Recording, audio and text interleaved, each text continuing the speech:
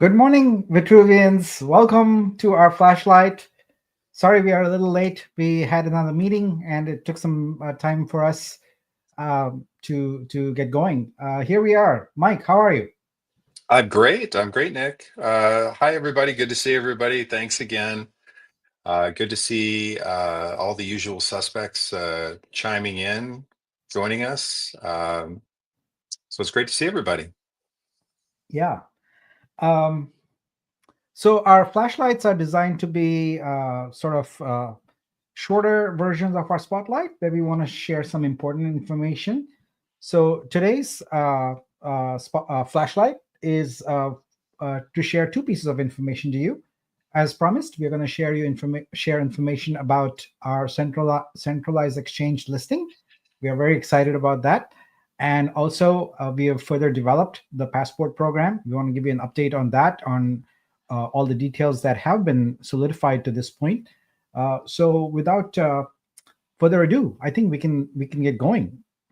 Let Let's me jump in. Yeah. So the big news that everyone's waiting for is, well, we've shared the date and time, but we have to share now is what is the exchange we are going for. So we are very excited to report that our listing for Vitru is going to be on the Wix exchange. Now, a couple of important things about this. It's on February 5th at 10 a.m. UTC. So please convert to your time zone. The Wix exchange is available to everybody. It does not have a fiat on or off ramp, so it's a pure crypto exchange. So you would trade there, and ultimately, if you wanted to onboard or offboard fiat, you would go to another. You would transfer your funds to another exchange. What this means, in particular, for U.S. based users, is there is no KYC. There are no constraints. So you can go on there and sign up and start trading right away. This is really, really exciting. And the team has been really great to work with. Mike, what do you think? Yeah, so it's kind of funny.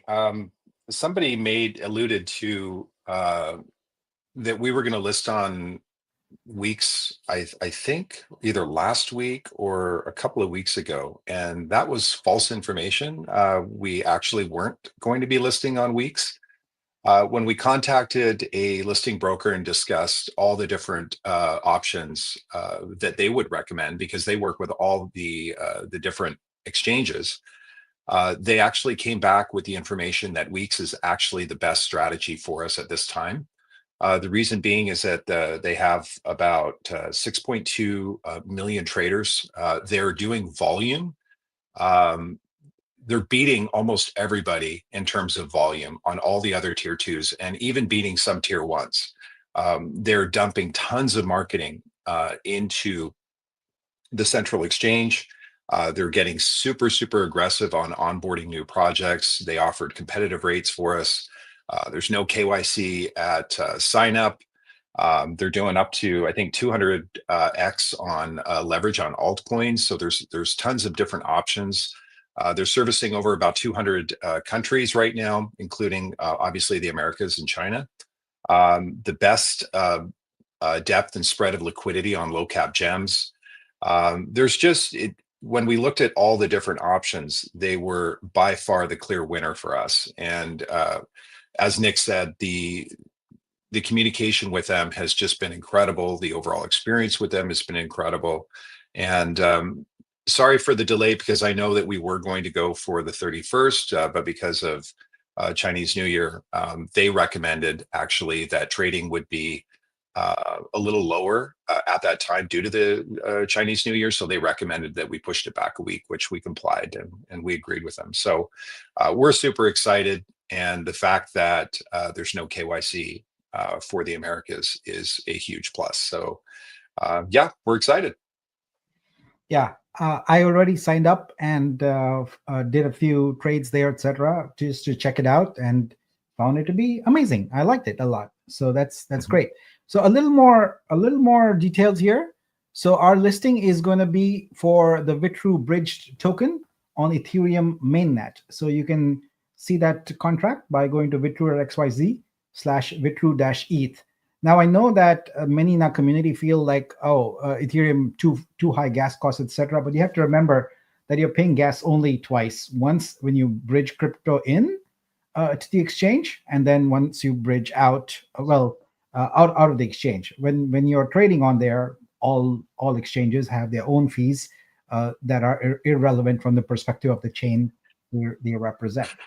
So this is where we are here. I see comments here that people are very excited. I am too. It's really great, and yeah, our timing is you know designed to be optimal for traders when a lot of the trading community is off on the Chinese lunar holiday. We don't want to be listing them. All right. So with that out of the way, I think what we want to do now is switch gears a little bit and talk about our strategy. Well, first we want to talk about our results a little bit on what we have seen since we have implemented what we call supply sentry, which is essentially a gated mechanism right now for wrapping and bridging. And let's start off with Mike talking a little bit about that, and then we'll go into more about Passport. So, Mike, over to you. And I'm going to head out of here for just a bit. Yeah, so let's just do a quick review. Obviously, we've been monitoring over the past 30 days the trading activity, and it's, as we discussed in previous spotlights, that the vested supply that's getting injected into liquid wallets is really, the timing of that is not good. So what we were seeing based on how we were analyzing the charts is we saw kind of a price erosion from 0.21 down to 0.16. We were breaking through support levels, which is not good. Large exits with granted coins. Again, these are granted coins. It produced price volatility, strong sell pressure prior to the list, low purchase volume. Investors are just not going to purchase unless there's stability within the price, and price, fear versus greed. There was just a lot of fear among the traders. So we realized that with the granted coins that we really needed to do something about it to go with more of a managed approach. So the result of over the past 30 days from our analysis is that the granted supply was eroding liquidity and price and under farming the chart leading into the SEX list. So we came up with the solution of introducing the Passport, which we kind of pulled the trigger on this over the last 7 days. And what we're starting to see is strong purchase to sell ratio with the bridge supply, responsible sales with the managed supply that's already on the bridge. We've seen a 47% higher than the all-time low price, which is great to see. We've seen a 35% increase in trading volume since we've put in this new feature, and an overall 20% price growth over the last 7 days. That's phenomenal, you guys. So the result is from managing the supply and doing it in a more controlled fashion is we're seeing managed growth, we're seeing higher price growth potential, we're seeing that our marketing will be effective going into the SEX listing, and more holders, responsible ROI, and obviously healthy trading.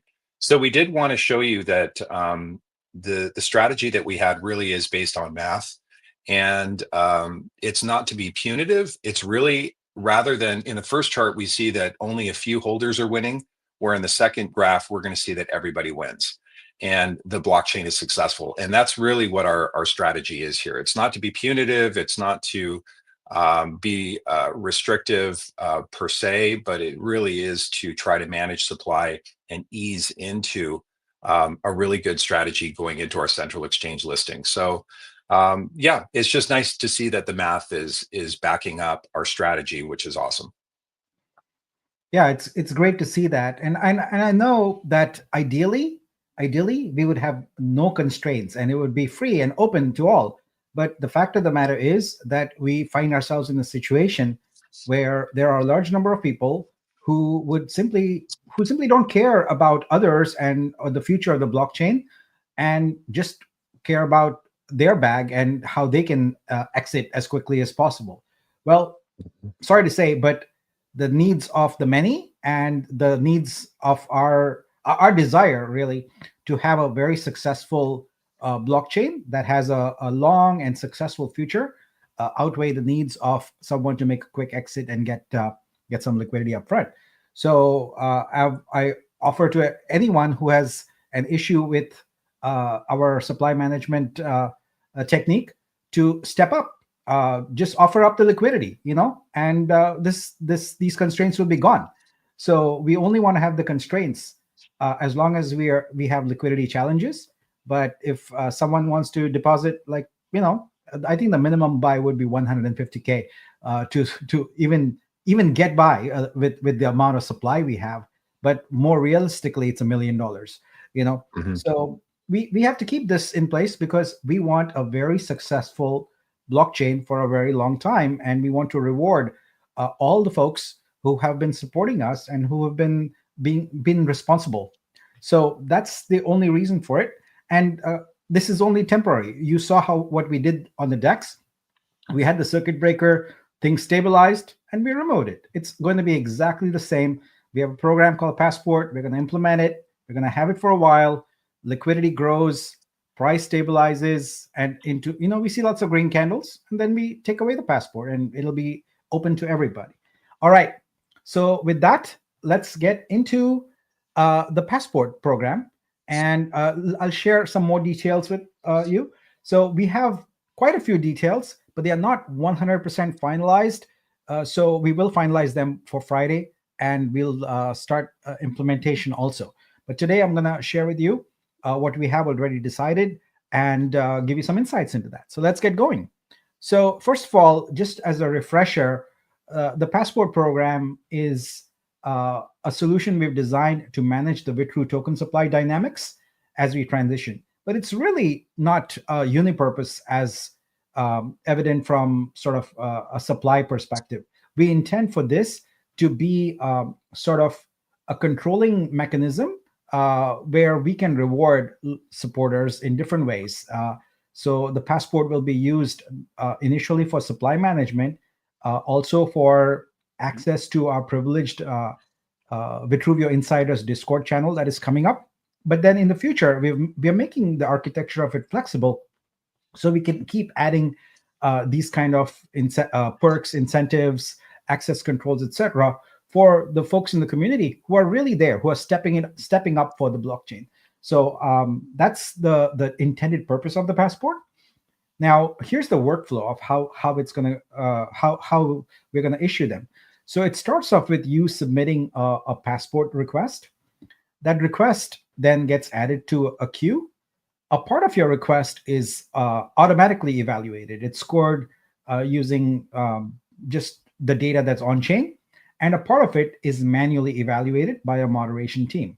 There's going to be two teams, one team for general users and one team for the creators. The results of both those evaluations are fed into a decision engine, and based upon that decision engine, there's either a passport issued or the request is deferred. We have no concept of a rejected request. We feel like the data is always changing, and so it is possible for us to go back and reevaluate the request, rescore it, and then the passport might be issued. So this is kind of a living workflow, and how we will specifically implement it, we'll share with you on Friday. But for right now, this is in general a very high level view of the workflow. So there's a little more detail I can add, which is about the actual request. So we'll be adding to Scope a page where you'll be able to submit your request. All information submitted is confidential. We have no desire to publish anything, and it is only for the purpose of issuing the passport, after which the data is discarded. We don't need it. You can submit the following information, any socials you may have. So for general users, that would be connecting your Discord ID. You will actually go through the process of connecting it, not just submitting it. And for creators, you can either connect Telegram or X. If you're not active on Telegram, that's fine. If you're active on X, that's what you would connect with. So your socials are important. The next item would be the wallet where your passport should be issued. This could be the wallet you're connected with. in scope, or it could be any other wallet. It's really indeterminate. But remember that a passport is soul bound. So, in other words, it's tied to you and is not transferable. So, that choose that wallet carefully, because once it's issued there, it cannot be moved, and it will be there forever. Optionally, you can submit multiple wallets that we can scan for Vitruveo tokens. So you would have to sign for each of those to prove that you have ownership of those wallets. You can sign as many as you want. Optionally, you can submit transaction hashes that would be considered in the manual portion of the evaluation if you wish. If there's something out of the ordinary, something that maybe is not uh, uh, detectable rather from the automated scanning. So that's what the transaction hashes would be. Hopefully you would not need to submit any of that, but I'm sure there are edge cases where this would be needed. And finally, if you're a creator, you would need to submit your vault address. So we need to know what your vault address is so that we can scan it and determine what wallets are associated with it, and so on and so forth. So that's a really a high level view of the request. The idea is that we understand the reality that everyone doesn't work with just one wallet; they work with multiple wallets. So the idea is you tell us which wallet you want your passport in, and you tell us which wallets you want us to look at for gathering data about what tokens you've purchased and things like that. All right.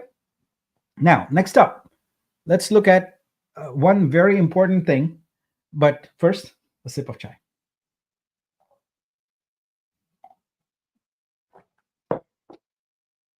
Passport is optional. Okay. It's entirely feasible that you are not interested in this, and it's your choice.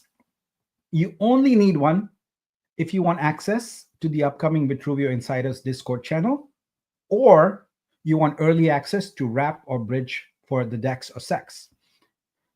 Once there's adequate liquidity, the wrap and bridge is going to be open to all. So we have no idea what that time period is going to be. We hope it's going to be as short as possible. We certainly don't want to keep it any longer than needed. But just remember, Passport is entirely optional.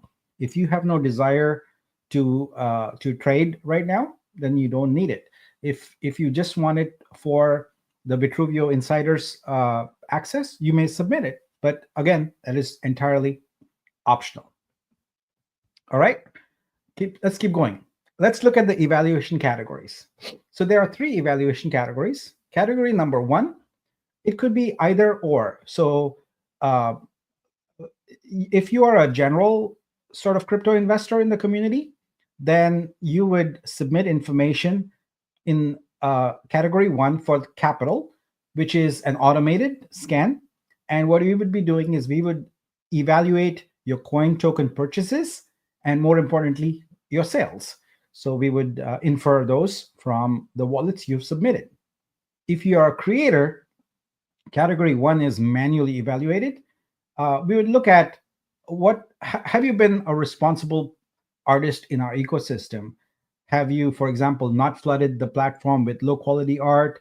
Have Do you have price parity of your artwork here with generally other platforms where you are? Because we know that there are a few artists who are bad actors who have 5, 10, 15x the price that they set on other platforms on Vitruveo, and we don't consider that good behavior. So anyway, it's going to be a manual evaluation of that.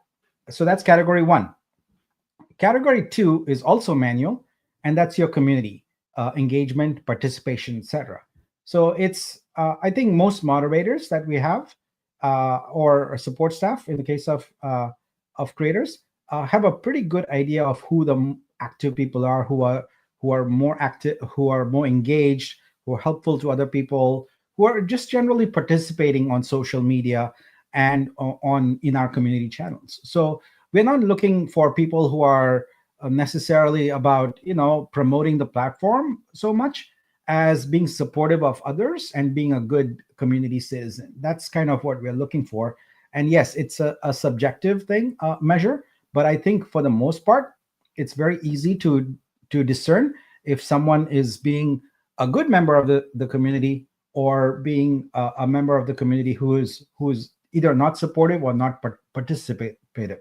Remember, all of this is optional and really not designed to be punitive. The third category is staking, which is also automated in terms of measurement. And here we track your record of staking tokens, and we are mostly interested in your staking ratio. So if you've got a huge balance of coins, but you maybe only staked 5% or 10% of that, that's not a favorable ratio, and the scoring would take that into account. But if you've got even a small amount, but you've staked most of it, that's a favorable ratio. But we algorithmically take both the size and the ratio into account in evaluating this portion of it. All right. So now let's look at the scoring. The scoring is pretty simple. We are not going to give any numerical scores, but because we want to have ranges, because there is no absolutes here. It's a lot of gray area, and we want to respect that. And so in each category, you're going to have either a low, medium, or a high score. So that's going to be based upon algorithmically taking all this data and putting it in. Now, this is going to be a learning experience. We're 100% not going to get it right on day one. We might have to finesse the algorithm a bit, which is why it's important to note that in the workflow, we said there is never a rejection. It's always a deferral. Maybe the engine is updated, and then it comes forward as an issue, whereas before it would have been deferred. But our goal is to have ranges so that a point here or a point there won't make a difference. It's about in general, where does this person fit for this particular category? So you have low, medium, and high. Now, based on this, what we have is three types of passports. We've got a silver, a gold, and a black passport. And thanks to Mike for creating those graphics. The passport types will determine your levels of access and how are you going to be granted or issued rather a silver or gold passport. That's based upon the scoring in the three categories. So it's fairly straightforward. To have a black passport, you would have to have high values. In other words, in all your three categories, you would get a high value. If you were to get a gold passport issued, you would have to have a high value in at least two of the categories, and you could have a low or medium value in any of the others. For a silver one, you would need to have at least two mediums, and your other two and you could have a high or a low in the other one. Now, the supply is going to be distributed, the access to the supply based on the type of passport you have. So if you have a silver, the supply, you have 20% of the supply that's available. Gold, you have 30%, and for black, you have 50%. So how is the supply determined? Well, so first and foremost, only passport holders may wrap or bridge Vitru until there's adequate liquidity. So just re-emphasizing that. Now the quota, the supply, is algorithmically maintained. We learned a little bit from the circuit breaker. We're not going to have a daily thing at a certain fixed time where bots are just waiting to get at it. So first of all, bots will not be able to do anything because you have to have a passport. So that is taken care of. Secondly, we want to distribute things for every time zone.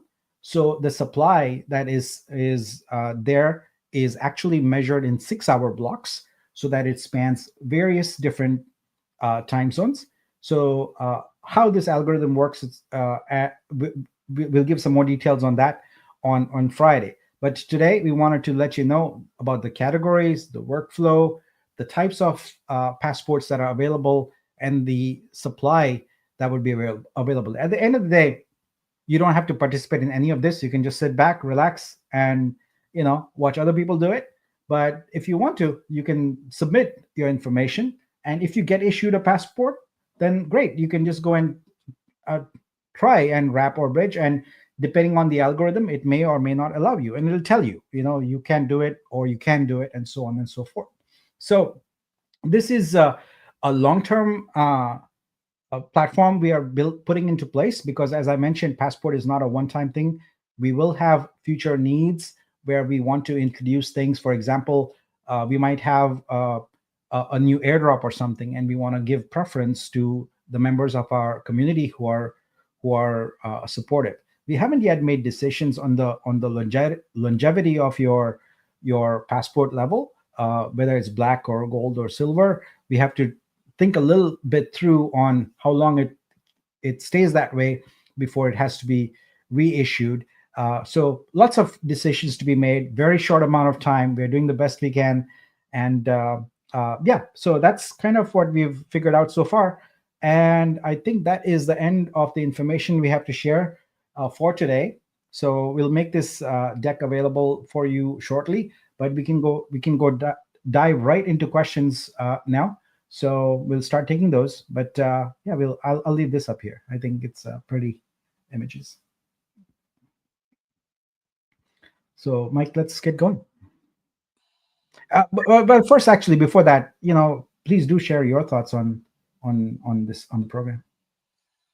Yeah, it's an unorthodox approach because what is the need of the passport? Normally, you would not take a structured, controlled approach to ROI or supply management in this type of sense, and this really comes from the vested supply that and the granted supply that we gave the OGs, me being one of them. It's kind of like a Black Friday sale. If you just open the doors and there's 50 million people waiting outside and they all rush in, it's just chaos. And it's not a very effective or productive way to manage our pre-list strategy. So as opposed to that, coming up with a real nice structured, orderly way where people can ROI, people can purchase, people have more confidence that it's not just the wild, wild west and everybody is just scrambling to grab liquidity. It's a very structured, organized way of doing it. And I think the results of the chart show that. So I'm in massive support of this. I think things should be done in an orderly way, and giving a chance for liquidity to build, giving a chance for price to really do its thing and grow. The price potential is so much stronger right now, and I think it just complements everything, every single goal that we have in order to go to market with our MVPs. So I'm super excited about everything, and it seems like the feedback from the community is everybody's jazzed about it. But let's take some questions. Let's do it. Casey says it would be also be great to have some restrictions with a passport even after sex listing. Can't have people with huge Vitru bags start dumping once price restrictions are lifted or once the passport is removed. Yeah, that's definitely the strategy. It's not just going to be a one button we're off and a one button we're on type of thing. It really is going to be a slow transition. We do want people those that do want to exit to have that opportunity while the price is low, but we don't want everything being done at once. It would be far better for people to exit at 50 cents and versus $10 per se, because that means more Vitru will be transferred and they'll be have less price impact. So it is going to be a very, very managed supply where we really balance things out.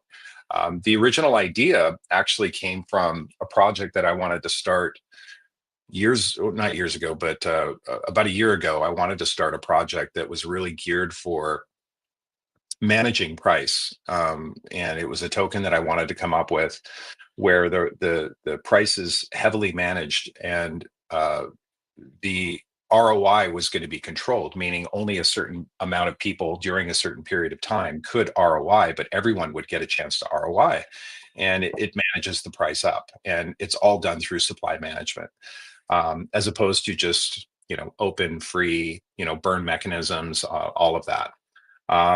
And it's kind of like that's the way that a traditional, let's say, mutual fund would monitor their holdings, and they manage supply very, very well, as well as stock trading. They'll do splits. They'll just manage things. And so that's where the original idea came from, and I think it's a great solution for what we're doing. But yeah, Casey, it is going to be um, existing. We're just going to kind of try to control the supply until we feel like there's enough liquidity built, and then we just may use this as Nick said, as a future tool. Weeks is a great choice, no KYC, and works most of all countries, unlike some other sexes, maximum adoption potential. Yeah, great feedback. Can you provide an update on the protocol rebase reset timeliness? Yeah, we're gonna move all those updates, etc., to Spotlight. This is a flashlight. We focus on the two topics we talked about. Yep. Okay. And Nick, you talked a little bit about this. Are bots the ones doing most of the selling? No, that's not what we're seeing anyway.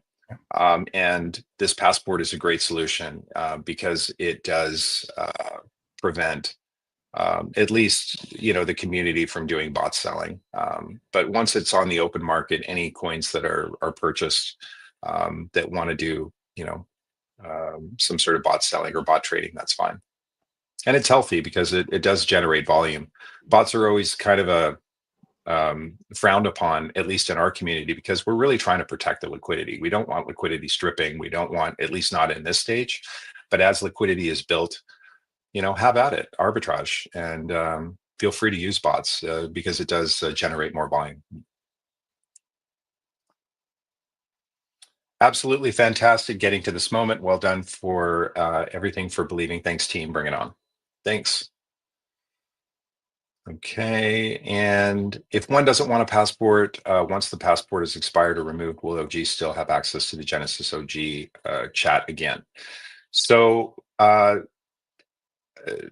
we're actually deprecating the OG channel, and it's going to be becoming the Insider channel. We will still have the general chat. So anybody that doesn't want a passport, feel free to communicate in the general chat. The Insider, there's a number of reasons why we're instituting this. The passport solves about 6 different problems that Nick and I have been really racking our brains trying to fix. Obviously there have been some bad actors in the community that we're weeding out, and this helps with that. That's just one of 6 of different challenges that we're fixing, and this accomplishes that. So at any time, if you don't need the passport now, you want to get it later, I'm sure that's something that we can work out. I covered that, right, Nick? Was there anything else you wanted to? Yeah, like I said, passport is being implemented as a long-term thing. So if you intend to be a long-term member of this community, it's probably a good idea to get one, because ultimately we are going to continue to offer more and more benefits to passport holders, because we know from the evaluation that these are valued members of the community who are contributing, and so we want to keep offering more and more benefits. But these 2 vectors right now, access to the Vitruveo Insiders channel and access to the early supply for DEX and for SEX, are the 2 initial benefits. Very good. Does passport include core NFT claims? It includes everything. So all Vitruveo tokens are considered. So, for example, have you purchased boosters? Have you purchased vibe tokens? Have you, purchased vortex? It's so really everything. It's supposed to be a 360-degree kind of view of your wallets, and it's evaluated based on that. And so core NFT claims would be factored in there also. Yeah. Okay.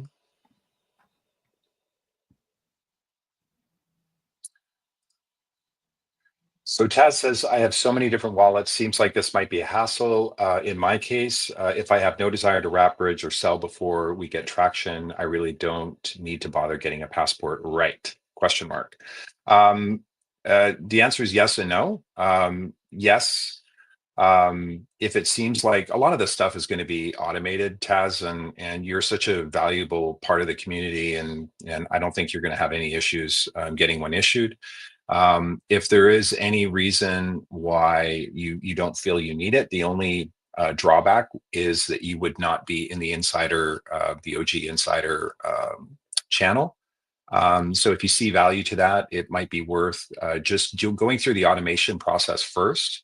And then if for whatever reason, even if you got a silver passport, that's fine. You're going to have access. Yeah.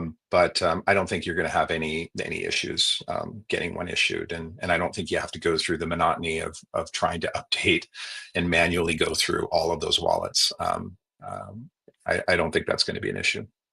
Yeah. It's not the way it was intended anyway. So, You're on point there, Mike. I mean, if someone just wants access to the insiders channel, then uh, they can still connect their Discord ID. That would be reviewed, and they can connect maybe one of their wallets or two of their wallets, which is the main ones, and we can look at maybe ones where you've staked the most, and I think that should be adequate to make a decision on giving you access to the insiders channel. So yeah, I would I think the because it's a combination of automated and manual. I think and there are different levels, right? So you could have no capital investment, and you might be a very engaged member of the community. So that's perfectly okay. You would get a passport. yeah, and the other thing that Nick said is there's going to be other utility for the passports. Obviously, we want to reward those that have really gone above and beyond to really support the longevity of the blockchain. And so whenever we have new projects, we want to do, as Nick said, airdrops. We want to maybe do a pre-sale or something like that. Obviously, Black passport holders will probably get first dibs, and then it'll go down the line. But there will be some additional benefits to this. We do really want to reward the community for all the different ways that each of us have contributed. Some have contributed more in some areas, and some have contributed more in other areas. And we really want to separate and classify how people have contributed and really reward them. So again, this is not a punitive thing. This is really a good thing. Yeah, I see a lot of Okay. questions about details, etc. Guys, I must remind you that I'm only one person and I'm doing my best to architect this and build it out while implementing 10,000 other things also. So just be patient. I got to figure things out and make sure that things are flexible, well architected, well designed, and are non-punitive. That's really important. I want it to be a very fair system. So if things are not answered completely, it's because just haven't gotten around to getting that done. But moving as fast as I can, and we'll have more answers by Friday. Yep. Getting on, there were some questions, Nick, I know in the community about the claims, because you and I talked that there was going to be a pause, and then the contract said it was paused and then it was lifted. So let's just get some clarity on that. So will the claim button on Studio be removed, and where are we with claims? Yeah, so that's two very Yep, different it is two topics. different questions. Yeah. So I'll answer the question that's up there first. The claim Okay. button on Studio will never be removed. And here's why. Because when you get paid for selling your artwork, for licensing your artwork, the funds do not go to a wallet by design. We want to prevent artists on our platform from ever being hacked, because you see that all the time on other platforms. So on Vitruveo, every creator has a vault, and in the vault and associated with the vault, you can have as many wallets as you want. So the claim button basically allows you to use any of those wallets to claim funds from your vault. I think you might be referring to the restrictions on the claim, and those will be lifted. It's just a little bit of extra work to get it done, and we are trying to queue up stores and true level and get those in place also. So the team has to prioritize what they get done first. But it is scheduled to be remote. So that's with the claim button in Studio. Now I'd like to talk about one thing related to the vault that is coming up. It's a side note. I'm just going to drop this little nugget of information here. We recognize that the vault is a good innovation. It has worked really well for creators so far. So we're going to extend it to validators, because validators have monthly sort of VIP payments and things like that. They might have other sharing information, that other token shares that might come along the way. So we want to have a similar claim model. But thinking through that process, we decided that, well, this is something that we could have for everybody. So we are going to have a universal vault, which you can use on Vitruveo, which may have as many wallets as you want associated with it. We are going to also connect that particular vault to a name service. Many of you might be familiar with Ethereum name service. It doesn't work with all chains, but we'll have our own name service. So you'll be able to buy a username, and then through the wallets we provide, you'll be able to transact, but not at the wallet level, but at the vault level. And you can use your vault for other purposes also, which we'll spell out as we get into it. But a claiming capability from a vault is secure, because so far the vaults for the artists do not have this capability enabled, but it will be enabled soon, which is multi-sig. So in order to withdraw from your vault, you will have to sign for a transaction with at least two of your wallets. This ensures that if a hacker gets a hold of one of your wallets, they still can't steal your money. And so we want to make sure that everyone is secure. And so every vault will have a multi-sig capability. So the claim process actually is useful because it makes it very secure. I understand that the claim process where you're restricted is a problem, but that's going to go away. But the actual architecture of the vault and the claim process is there for your protection and your benefit, and that's going to stick around. Yeah, very good.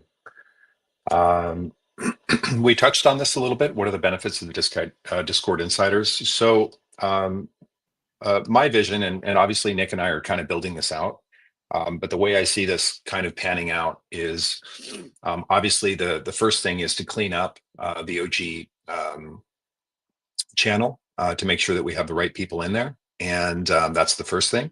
Second thing will be rewards. Any priorities on pre-sale, it could eventually develop into a DAO model, and as well as an advisory board. We may parse out maybe just the black passport holders that will have other privileges, whether it be advisory, whether it be DAO privileges, that sort of thing. And that's something that we can develop. But it does, if you guys remember, in some communities, they might have, shrimp, fish, whale, shark, that sort of thing. This is kind of a similar, but it's tokenized. It's not just, a channel. It actually is tokenized. And so it gives us a little more security, a little more trust with certain community members, and then incentivize them for all the hard work that they've done. And we just feel like it solves so many problems and gives us a lot of utility in community management. So yeah, I mean, hopefully that answers that question. Diba just has a compliment. I love the way you come up with solutions every time an issue comes up. So inspiring, Nick and Mike. Yeah, thanks, Diba. Sometimes I come up with solutions that no one wants, but do it. I'll tell you, can I share with you one of the solutions that I have been brooding on for a long time? I really want to implement. Ours will probably be one of the first, not the first, is once we have that vault and the username, I want communication, email directed to you don't need a centralized email address. You can have your vault address be your inbox. That's cool. Yeah, that'd be great, actually, Nick, for announcements and all of that. That'd be really cool. I have the full architecture in my head. I just need time to build it out. So this is a good question. Will the short-term burst staking be ready in time before we submit for the passport? I don't know how many cat emojis are there on my post. And is Garfield here? Garfield, will you extend our deadline so that I can get some sleep? So the answer is yes. Definitely. I think we are almost there. We are 3 days in already, extended. So yes, our goal is to get that short-term verse staking up by maybe latest by Sunday, Saturday, Sunday, something like that. So it will be up then. Yeah. Okay. Phantom, my thoughts, you guys did a phenomenal job in thinking about the success of the blockchain. Yeah, it it's really helpful to have someone like Nick as a project lead, because he knows the technology and he knows how to come up with solutions. So he doesn't necessarily have to, he knows what's possible. And so anytime we run into a problem, Nick and I will think tank it out and we'll whiteboard it and see what the core issues are, and then Nick builds just the solution for that, using Web3 tech. So it's great to have someone like Nick that just is able to troubleshoot and knows the tech behind it, knows what's possible and what's not possible. And but Phantom, thanks, man. You've been such an important community member. We're so grateful for all the support that you've done and the way you've helped the community. So thank you, thank you, thank you. Before we go to the next question, Uh-huh. I'll just address two issues that Biz reminded me of. So one, access to the deck is indeed open, so you can go find it there. I did thank you, Biz, for reminding me of that. And second, he also mentioned that I that was a two-parter question. And I did not answer the second part of it, which is about uh, core uh, core vesting, whether claims will be re-enabled on that. So actually, that is tied to the short-term vesting. Not only are we going to allow short-term vesting, but as many of you have requested, we are going to enable vesting of sorry, not vesting, staking of. You can tell I haven't had enough chai yet. We are going to enable a staking of unvested coins because we do want to make that goal, that challenge that Garfield has provided. So as a result of that, the contract for vesting claims is currently paused. Give me a couple days, maybe 3 at the most, and we'll enable that. As soon as we enable, it'll be at the same time. We'll unpause it and we'll enable in scope the ability for you to stake vesting vesting coins also. Yeah. Okay. Am I wrong, or was there a new platform partner on the program, or was that the sex info? So, yes, good catch. I was notified by the project lead that there was just another thing that they want to take care of. But should we just give them a teaser on this, or? No, I think we should wait. We should wait. Okay, so we'll wait. But it should be, hopefully it'll be done by Friday. And the thing is that we had to work out a little bit about the passport and how that would be integrated with this new project, because there is some complexity there. And so they're working on that. But it's actually a really exciting project that I'm really jazzed about. So that's going to be coming either Friday, or we'll have to do a special flashlight early next week to discuss that. But super cool. I can hardly wait to share it. Pam asked, can you review the different benefits for the various passport types? Yeah. Nick and I will kind of put together an infographic on that. And obviously that's the criteria for how the passports are going to be allocated. But in terms of the benefits, we'll try to list an infographic on that and post it in either minor updates, or maybe we'll have it ready by Friday. We'll have to see. But that's a great idea, Pam. We'll get that out. Yeah, I think right now though, it's primarily access to that new channel once we created, and that rightmost column, supply. That's kind of so. So let's say, just as an example, all right. Don't quote me on, or don't hold me to this. Let's say that every 6 hours, it turns out that algorithm says 1,000 coins are going to be available. Well, the percentages here indicate the amount of that 1,000 coins that will be available based on the passport you hold. So 20%, so 200 of those coins will be allocated for silver, 300 for gold, and 500 for black. So that's what the supply percentage means. Now within that category of black, how we manage that, that's something that I still have to figure out, and I will have that done by Friday. Mm-hmm.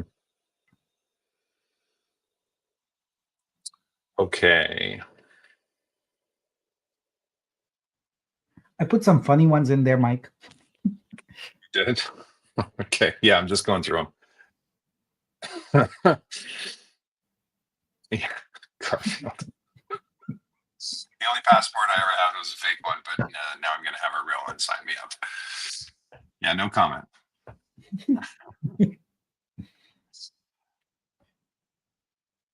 Yeah, Abby. Well, that kind of piggybacks off Pam's comment, so we'll see if we can get an infographic out that will show that.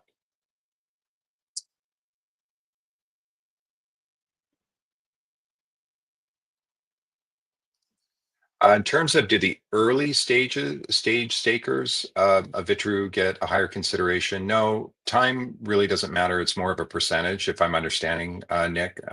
So it's really going to be the percentage that you have liquid versus staked might be a percent, might be a consideration, one of many different considerations. So Yeah, obviously, if somebody has staked more, then they have more investment in the blockchain, so they should receive a higher priority for ROI on the liquid side, as well as additional benefits, because they've put a vote of confidence in us, the team, and the strategy that we're taking. So, and obviously, many of you stake for Vibe and that sort of thing. So there's ties to staking outside of just staking. We really want to get focused, and I do want to make a comment about this whole decentralized centralized thing.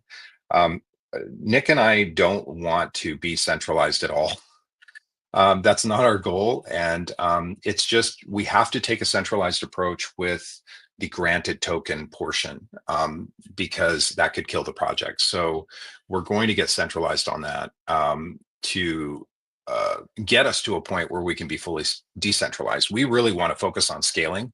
We had an amazing meeting an hour ago with, I mean, I don't even know how to how would you how would you like, without giving a teaser, Nick, the level of, we have the opportunity to participate in a partnership that would bring exposure to over 2 billion crypto users. So it's just a phenomenal partnership that we're looking at, and so we're in the early stages of talks. It's just a very, very exciting partnership that we're considering. yeah. It's important also to always characterize things like when we have something definite, we share it. But Hmm.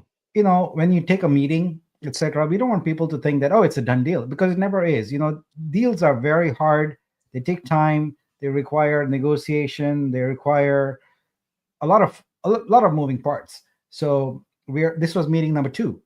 So we're moving forward with a partner who essentially is going to allow us access to their distribution channel via this partnership, which will, like as Mike said, the ceiling is a billion users, but we are happy to start off with having a customer acquisition in the millions, and that too for a vertical that we are very excited about, which is the gaming vertical.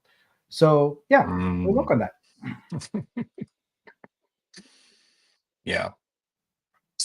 Okay. Let's see this question. So all wrap Vitru we buy now is limited to sell later. Um, I'm trying to right. understand that. So the way the supply sentry works right now is you're credited with whatever you bring into the chain, and you can take that out. So for example, let's say that Rapid is inside the chain, so it's a different beast. But let's say that right now you unwrap some Rapid you have. Well, you now have a credit balance to wrap that same amount of Vitru. So let's say you unwrap 1,000 wrap Vitru, you have a credit to wrap 1,000 Vitru again. So you can go bi-directionally that way. The same thing is applicable to Vitru tokens. So you bridge in from either BSC or Ethereum, let's say, um, 100 Vitru tokens and convert them into Vitru coins. So now you have a bridge credit of 100, and you can bridge out that same amount. So Yeah. that is how it works right now. Uh, when Passport is in play, it's going to be a combination of that. So first, the bridge and the wrap contracts are going to deduct from your balance. If you have no balance, then it's going to look at your Passport and see, is there supply available using your Passport quota that you can do. And if you can, then it'll use that. So first personal, um, and then second Passport. Yeah. Good old Barry. Good to see you, man. We haven't seen you in a long time. So if I get a passport, I won't get deported. That's correct. But you still have to be at the border waiting. So if you want to bring your whole family in, you're going to have to bring in one at a time. Good to see you, man. Um, in terms of how to identify ourselves with the type of passport given to us, well, obviously the NFT will be. I don't know if we're going to. We may also have a separate channel for silver, black, gold if there's value to that. I know there will be for the black holders, Mhm. the black passport holders. So we can give that some thought. If you guys see value in that, we can come up with something. Yeah, my goal also in architecting the Passport is to make it extensible, so projects as they come on board can leverage that. The metadata on the NFT that is the Passport is an extensible one. So as a project, maybe you got a token or something, you can add a new metadata type to that Passport and assign it values. So Passport holders can have a new attribute in their ERC 721 token that'll be visible in Explorer, and that grants them new rights to some feature or benefit that the token has provided. And this isn't limited to app projects. Individuals can also choose to introduce metadata attributes. So, for example, you want to create you're an artist and you want to create a collaboration of, I don't know, photographers or something like that, who have a Passport. You could do that. So that's the architecture is designed to be very flexible. In fact, we will also extend it outside the chain, so projects outside the chain can also leverage Passport.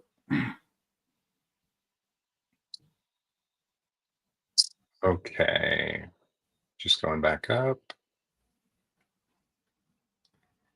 There's a question there: can passports be upgraded? So as I mentioned, it's a dynamic thing. We will figure out, some point of reissue where essentially you go through the scoring process again, and we'll have to figure out the nuances of that, but we're not there yet. Yeah, there might be something we can do with Collabland on that, Nick. Mhm. Okay. Any other questions, guys? Keep them coming. There was one other.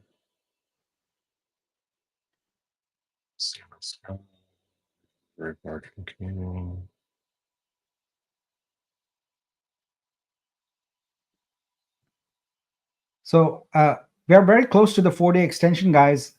There is a pin post that I posted requesting Garfield to extend the 20 million challenge by 4 days. So we are 29 votes short. So go click on the cat reaction on that post so we can get to um, what is the number we need to get? Yeah, 50 per day. So we have to get to 200, and then it'll be extended by 4 days.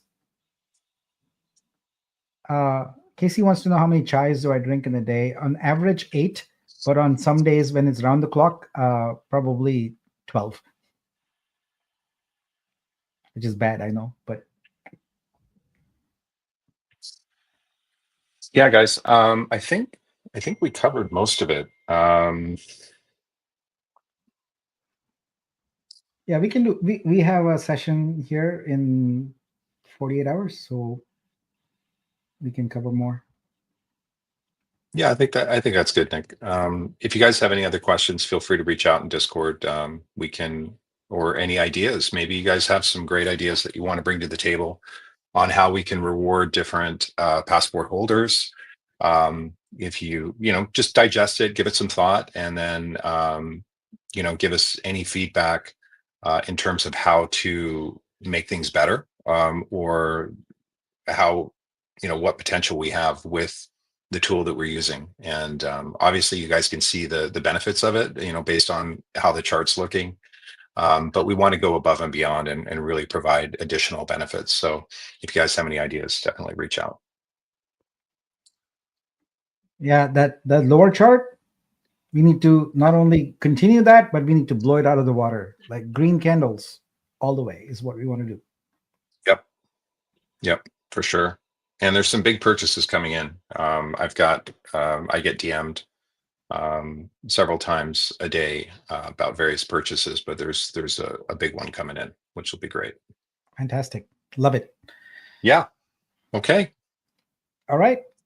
We'll keep on working hard to make sure that we are all successful together. Mhm. And we'll see you all on Friday and with more information. There's a lot of information we didn't share here today. There's going to be more coming in. Yep. Yep. Thanks all. All right, Have a guys. good Thanks day. again. Come join us on Discord again. Let's get those votes up for that one particular pin that Nick was saying, so that we can do that. Don't forget to like and subscribe so that you can stay updated. And keep an eye on minor updates, guys, because we do post quite a bit in there. And you should see the minor update, or we'll do kind of a recap. I'll see if I can get that done today, and I'll get that posted today. So that way you guys can kind of digest some of the information. But thanks again. Look forward to seeing you guys on Friday. See you all. Have a good day. Bye.